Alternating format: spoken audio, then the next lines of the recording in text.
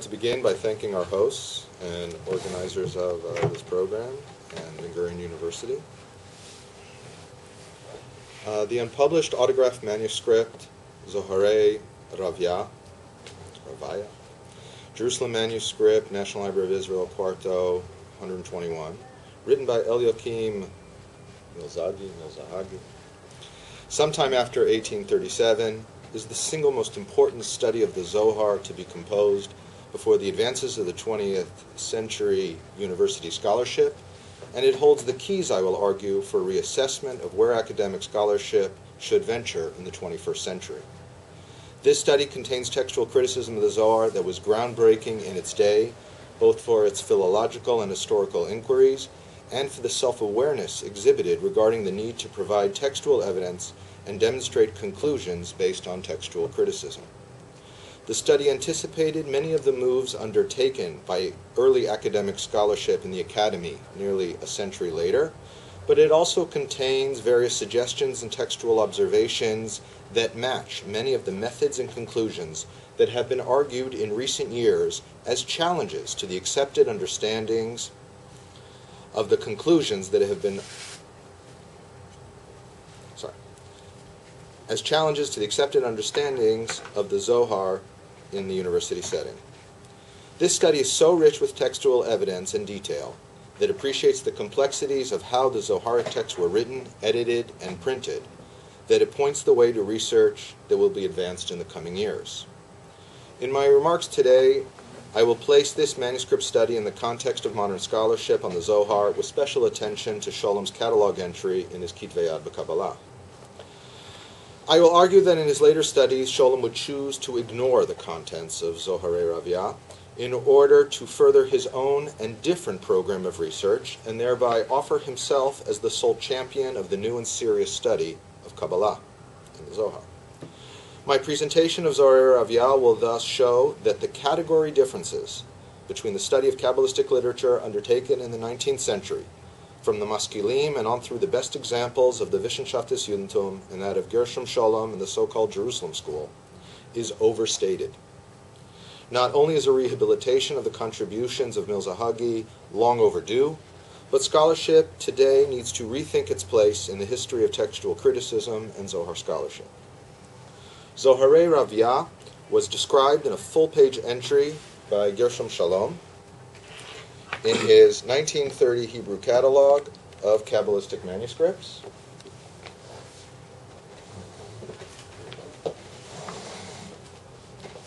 The manuscript contains 74 folios with about 45 to 48 lines per page, including some footnotes.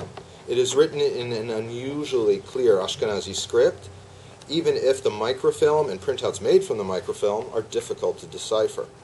The first page or two is lacking, and there are a number of blank pages in the manuscript and smaller lacunae with spaces left blank for internal references.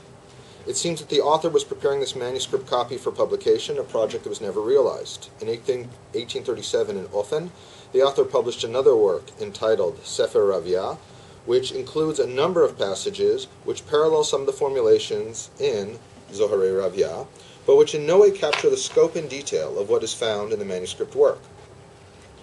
In Zoharei Raviah, Milzahagi refers to many other books which he composed, and only his commentary to Sefer Raziel seems to have survived. Of special note is his lost commentary on the book Bahir, but for our purposes today, his claim that he translated the entire Zohar corpus into Hebrew is of greatest importance. On folio 2b, he writes, I'm going to skip over the Hebrew. I have copied and translated all the parts of the Zohar into Hebrew in a very clear and helpful style. I have allowed myself to embed within my translation a laconic commentary within the various passages, marked by parentheses marks. Zoharei Raviah seeks to understand the Zohar from historical, philological, and literary perspectives. Milzahagi often cites Emden's earlier criticism of the Zohar, although to be sure, this study lacks the polemical character of such textual criticism. What stands out is an appreciation of the features of the Zoharic text, a love for both the sources and the engagement with detail, regardless of where that takes him. Milzahagi offers no apology for debunking the traditional assumptions of the unity of the Zohar as a book, and for drawing complex pictures of how various texts were written and how certain passages were added at different times. His historical perspective, a periodization of the emergence of Kabbalistic literature, is not offered as an attack on its authenticity. To the contrary, he seems to relish in the textual detail and the pursuit of when and how texts were formed, placing his inquiry center stage and marginalizing the ideological motivations that compelled others before him and since. What is most unique for the study, especially considering its cultural provenance, is the self-awareness of the author to offer evidence as evidence.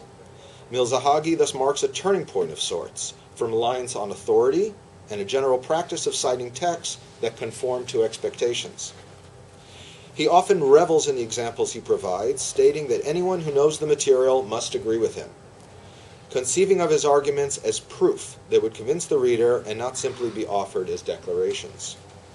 In a passage from Zoharei Raviah, folio 25b, already presented and translated by Tishby, Milzahagi states his conviction to objectivity as follows. There's the book.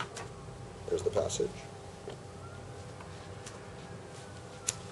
And since I have to write down the different opinions of every side, the discerning man will easily understand this and will not accuse me of supporting or sympathizing with any one side or the other. Not at all. I'm merely like a painter who sees both pretty, pleasant shapes and fearful, terrifying shapes, and depicts them together on the same piece of paper, and all to realize the painter's desired goal, not that they affect him for either good or ill.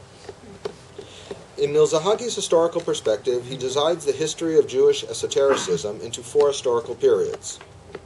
This on folios 4b to 5a.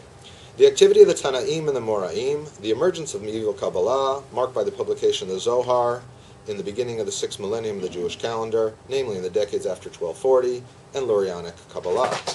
While he imputes knowledge of oral traditions of the Sfirot to the first period, he places Sefer Yetzirah and the Hechalot literature in the second period, and he accepts the pseudepigraphic claims of the Book Bahir, Sefer HaKana, Sefer HaTzmunah, as works composed in early rabbinic times. He does not list the Zohar amongst these works and offers no clear stating as to the dating of its earliest text, but certainly sees it as a literary process prior to the Middle Ages. He refers to the late 13th century as the time of its publication, Me'ed Shehit Parsem Sefer HaZohar. Milzahagi's main contribution is not found, however, in his knowledge of history, nor in the placement of various texts along a continuum of the production of Jewish esoteric literature, but rather in the study of the Zohar. His treatment is not based on manuscript sources, but he does provide some important comparisons between the printed editions and analyses of texts within the versions established in print. He seeks to explain what he calls Osek Kavanat HaZohar, which is the basic meaning of the text, thereby obfuscating the questions of the personality of the man behind the composition, namely authorial intent. His listing of the literary works in the Zohar corpus sports 34 compositions, and it is numerically more extensive than the similar lists that would later be found in both Sholom's Major Trends in Jewish Mysticism and Tishby's Wisdom of the Zohar. They are, and I take this list from my book, Kabbalistic Manuscripts and Textual Theory, which I will discuss shortly. Maybe I'll just read a few and then pass over. The body of the Zohar, the introduction of the Zohar, Tikkunei Zohar, Hechalot, Tosefta, Matnidin, Sitrei Torah, Midrash HaNe'elam, Raya Mehemna, Pekudin. Okay, you can read all about this. It's already been printed. From this list, we can see how dependent he was on the printed editions, including, for example, the book Bahir. Since the Cremona edition and the later, the Hashmatot to the Amsterdam 1715 edition of the Zohar, as well as others, which expanded the Mantua edition's layout, included major sections from it in its pages. Milzahagi is able to destabilize the editions of the printers by extracting through his criticism the literary units of composition spread across its various volumes, and by comparing the linguistic formulations, that is, the quality of the wording, in its various editions. Let it be said that he states directly that, as a rule, Cremona is to be preferred over Mantua. a decision that runs in the face of common practice in the 20th century. And even if Milzahagi did not use manuscripts, he nevertheless arrived at important insights through a comparison of the first two editions. Note, for example, a comparison of a passage from the Zohar in Cremona and Mantua. The passage appears in Hebrew in the Cremona edition, and in Aramaic in the Mantua edition. This in Volume 2, Folio 17a of Mantua. After presenting the two texts in parallel columns, Milzahagi concludes that the text is a late edition, and that the late manuscript copyists or printers translated into the Hebrew into Aramaic, and it is impossible to say the opposite. V'i efshar lomar lahefech.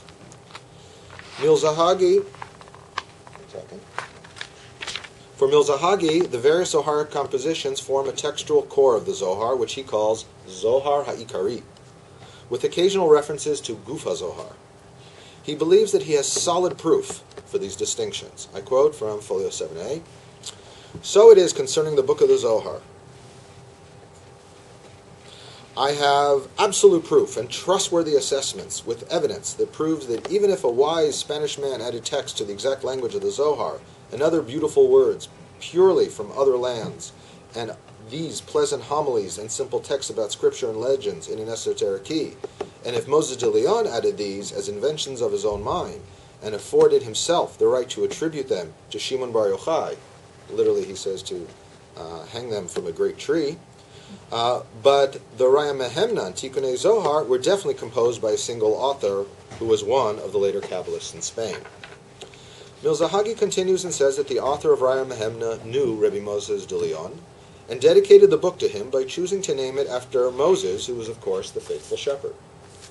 Milzahagi recognizes that Rabbi Shimon Bar Yochai did not compose the Zohar, as it was printed in the volumes of Zohar, Tikkunei Zohar, and Zohar Chadash, a view he finds to be pervasive. This particular editing and printing he calls a type of mix, Isa Belusa, which engendered a great mess, Irbuvia Gdola. Milzahagi clearly understands that the printers in Mantua appropriated some of the textual material in order to present it as the introduction to the Zohar. He doesn't go so far as to claim abstractly that the Zohar is not a book, according to the modern literary construction of the term book, as I have argued in a number of publications, but he does realize that the greater frame afforded to the Zoharic texts or literary units, which he calls machbarot, is artificial, and makes any act of reading across these texts and volumes forced. I quote, "And he who is very conversant with Kabbalistic literature will find no comfort trying to interpret a single pericope according to the depth of the intent of the Zohar in its simplest sense, without contriving forced readings. And all of this confusion comes from the mistake of those who thought that all that is found in the volume of the Zohar and the Tikkunim and Zohar Chadash is all from a single shepherd, and I am not one of them." In Zoharei Raviah, Milzahagi uses language of appropriate, ra'ui, and right, nachon, when he criticizes the printers and scholars who came before him. There he explains the mistake, ta'ut, of placing the introduction of the Zohar prior to the true beginning of the Zohar, which was printed on the first page of the Cremona edition and on folio 15a of the Mantua edition. So even as Milzahagi critiques the misunderstandings of the printers, he works with an unstated and perhaps fuzzy ideal, a fuzzy ideal literary form of what the Book of the Zohar should be. This is a more rudimentary form of the criticism that he would later develop in his book, manuscript work, Zoharei Raviah. In the latter, he seems to abandon any normative view of how the various Zoharic works should be put together, reconstituting the print. To be sure, however, he never articulates a new literary vision of the Zoharic corpus, but suffices with criticism and editorial decisions. Milzahagi understands that the most ancient parts of the Zohar are the Tosefta, Matnitin, and Sitrei Torah, based on their style, proving that they were committed to writing by the Amoraim. These were followed by biblical commentaries, the Idrot, Sifra Ditzniuta, Yenuka, and Sabad Mishpatim. The process of writing began with the Amoraim and culminated in Gaonic times. The third part of what constitutes Zohar consists of what he calls forged editions, Hanosafot Hamezuyafot, which display a different linguistic style. Some of these are glosses, which are interpolated by copyists who learned the style of the existing texts. Milzahagi claims that the distinct style of Midrash al-Ne'elam proves that it is a poor attempt to imitate Zoharic style and is thus a later forgery. Milzahagi offers claims that need to be dispelled. According to my translated paraphrase, his claims are, there's a picture of it, here they are. The introduction to the Zohar and the rest of the book of the Zohar are seen to have a singular linguistic style. 2. Scholars have noted the differences between the Cremona and Mantua editions, have not noted the differences between the Cremona and Mantua editions, the order of the works, and their different wording.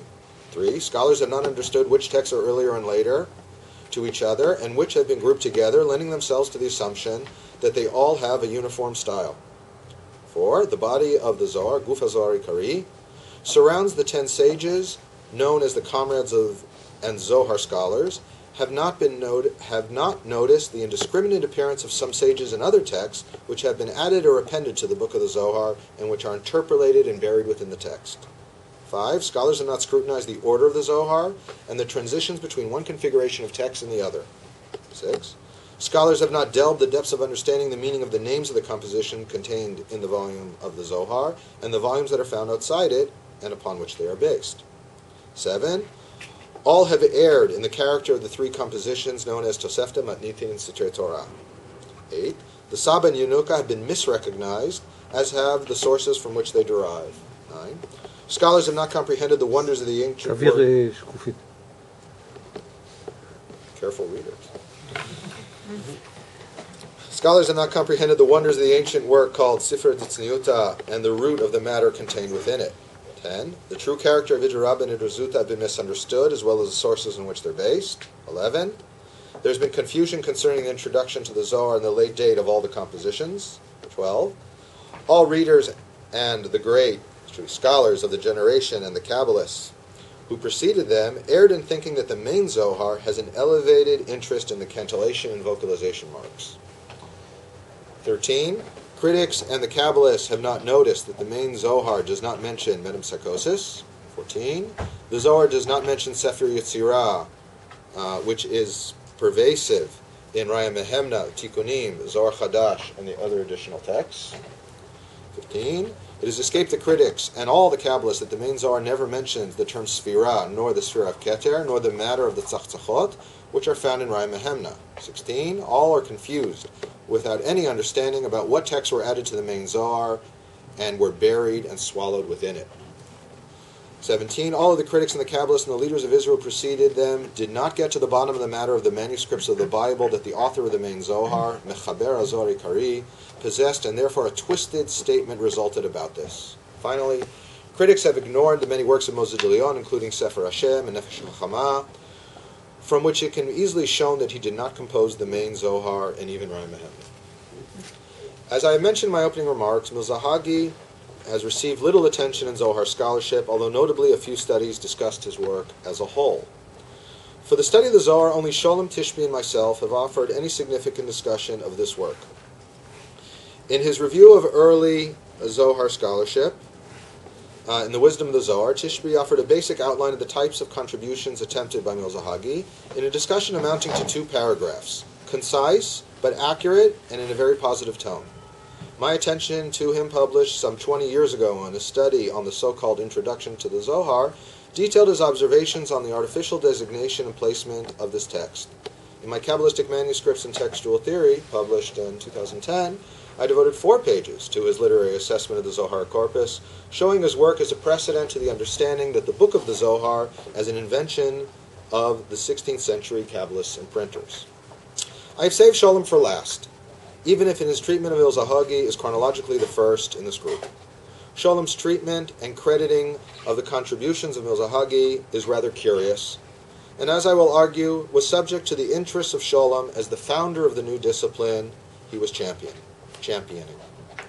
In 1930, Sholem offered a 3-paragraph description of the Jerusalem manuscript in his catalog, and a passing reference to the lost translation of the Zohar mentioned therein in his 1945 newspaper review of Margoliouth's addition to the Zohar, Nitzotzei Zohar, for anyone who wants, Haaretz, Friday, August 3rd, 1945. It was not until in 1973 encyclopedia entry on the Zohar that Sholem would return to him, and there he would offer a few sentences that were nearly word for word a restatement of his catalog entry. See especially page 242. This is to say that in the numerous studies on the Zohar, most prominently in the 2 chapters of major trends in Jewish mysticism devoted to the Zohar, no mention will be made of Milzahagi. In 1930, Sholem wrote, and I quote, "The book's value has not waned, even today. He delves into the basic meaning of the Zohar and other inquiries about its literary construction, its parts, etc. And it is a great shame that it was not printed in its time, because it amounts to a great blessing. There is no doubt that this is the most important work to be composed about the Zohar by Jewish scholars, Chochmei Yisrael, in the last century, and had it been printed in its proper time, Ilu haya nidpas b'sha'a nechona, it would have guided the academic arguments in a very productive direction." End quote. Sholem additionally offered criticism that he did not use manuscripts but relied solely on the printed editions of the Zohar. He concluded with a statement that he would devote a separate publication to explaining Milzahagi's views on the character of the Zohar, a project he never undertook. Given all that I just presented, I surmise that there is ample evidence to read Sholem with suspicion regarding Milzahagi. Sholem had a very clear program of study for himself, and believed, and more importantly, presented all his predecessors, save perhaps Steinschneider, as tainted due to a lack of philological skill, bibliographic scope, and historical perspective. Anyone who came close to the accomplishments and parts of the project he was single-handedly executing, he pushed away by showing the extent to which his efforts were wanting in the knowledge of sources or methodological rigor. My aim here is not to attack Sholem, but to describe certain moves, and frankly, he was right in his criticism. Examples of such figures who were the object of his criticism include Gretz, Geiger, Zunz, Dubno, Hordetsky, Odeberg, Margoliouth, and Weinstock. This erudite group includes scholars of various cultural and geographic contexts. We might wish to include even Steinschneider himself, as he was indirectly challenged by Sholem in his reviews of manuscript collections in Europe, such as the collection in Munich in an article in the first volume of Kiryat Sefer. Further reviews that defined and solidified the type of research exemplified by Sholem would be undertaken by his students, such as Verblowski on Belkin in 1959, an exchange which is particularly pertinent here, since it concerns the dating and composition of the Zohar, and Goldreich on Weinstock in 1972, to which Sholem would later complain in his posthumously published English version of Origins of the Kabbalah that Goldreich, quote, took the trouble and wasted precious time to re-examine the sources and demolish Weinstock's cobwebs. End quote. This regret, too, I read with suspicion, or more precisely, it should be appreciated rhetorically, that it was necessary in his eyes, but Sholem nonetheless wished to complain about this after the fact. This is a much larger chapter or cross-section in the history of the formation of the field, its self-definition, and the sociology and rhetoric contained within historiography, and a growing body of secondary literature. Suffice it to say that the latter phenomenon amounts to a chronologically inverted form of the anxiety of influence, where the student protects the Doktorvater. However, in Sholem's treatment of Milzahagi, I understand his remarks to mean that had it been published in 1840, it would have merited the attention of scholarship, not for the sake of citation in the history of scholarship, but as a building block of methods that could be entertained and examined. And following Sholem's argument, since Milzahagi missed his opportunity due to the vicissitudes of history, Sholem considered himself exempt from such a charge. Why such an ungenerous reading of Sholem, attributing to him an ungenerous engagement with Milzahagi? My answer is that Sholem was interested in different questions regarding the Zohar and was fixated on the book and its author, as he would later title a chapter on the Zohar in his major trends in Jewish mysticism. Not only did Milzahagi claim the antique origins of certain texts which allowed Sholem to dismiss him outright, but Milzahagi layered the text chronologically, pointing to multiple authors who lived at different times, complexity which was effaced in the construction of the printed edition. In short, Sholem was on the whole seeking a literary and ideational unity which found its place in the history of ideas, and taking even the basic methods and questions offered by Milzahagi seriously would have compelled Sholem to undertake an entirely different course of study. One could not argue that Sholem was not aware of these possibilities, nor that he did not find them worthy of addressing and polemicizing against them, as he did exactly that in so many other cases. On the contrary, in his carefully worded statement, he praised it and found reasons to justify, and I argue apologetically, to eclipse Milzahagi's contribution. So where does this leave us today? There is no doubt that the publication of this manuscript in an edition that does justice to the work, including a textualized treatment of what has and hasn't been accomplished in Zohar scholarship, is a major desideratum. This would most decidedly not be accomplished by uploading a scan of the manuscript to the National Library website. As the great irony of the messianic optimism of the digital age is that the diffusion of images as data accomplishes all that the printed medium once did, with the added advantage of greater and free access. Nothing could be farther from the truth, as such publications ensure, in most all cases, that nothing more would be attempted for the sake of criticism, understanding, and scholarship. Applying Sholem's own appropriation of the biblical verse of his motto for Jewish studies, the stone which the builders rejected became the foundation stone. This is to say that the study of Milzahagi's manuscript offers a new future for major reconsiderations of scholarly dogmas, some of which already began to see the light independently in recent years. These include the literary autonomy of Zoharic texts, the rewriting and interpolation of glosses, literary imitation and the grouping of texts within the corpus, the reassessment of the role of Moses de Leon as contributor to an existing body of texts, the misguided reliance on the printed editions, the late translation of Zoharic texts from Hebrew into Aramaic, and the possible later dating of Zoharic texts that are found in Hebrew. Milzahagi may be wrong in the end about any number of these claims, but the fact that many of these methods and hypotheses are being considered and tested today as the new innovations of post-Sholomenian scholarship should cause us to pause and read more of the history of criticism of Kabbalistic literature. Zoharei Raviah should thus be viewed as an invitation to the past that will become our future, a refreshing reassessment that could break the hold of scholarship that offers countless variations of the older questions and methods.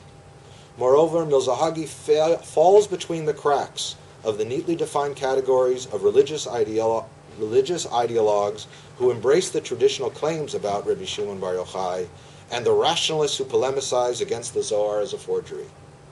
Revisiting Milzahagi allows us to return to old scholarship that has been overlooked and use it as a guide to future scholarship, thereby revisioning the Zohar in its own words, namely Milin Chadatin Atikin.